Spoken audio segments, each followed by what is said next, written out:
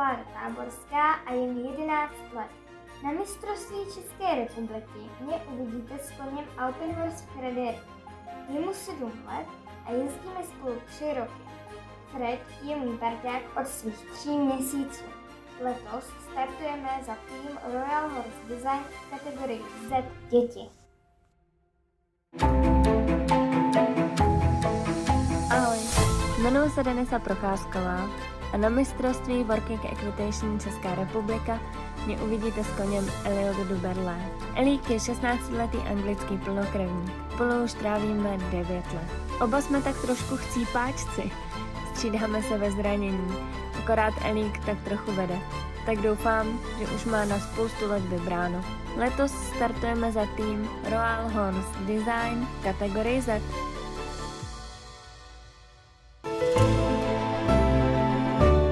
Klára Tajčmanová. Letošní mistrovství České republiky startují s obouma svýma kobylama za tým Royal Horse Design.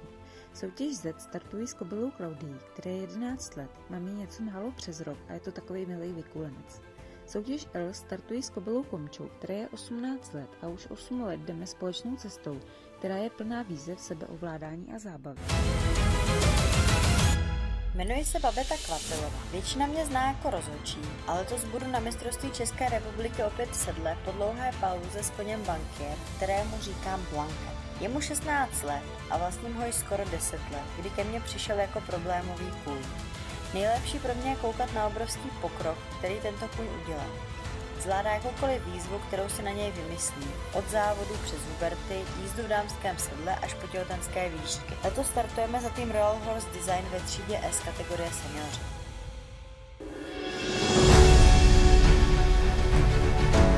Jmenuji se Barbara Pleskačová, je mi 25 let a letos mě na mistrovství České republiky uvidíte s koněm Alpenhorst Frederik.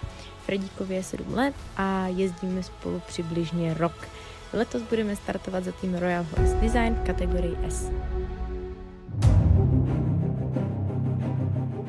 Ahoj, mé jméno je Lucie Bušková a na mistrovství ve Workingu mě uvidíte na koni PB Ronduali alias Rouník. Je to americký quarter horse a je mu 17 let a z toho 14 let jsme parťáci.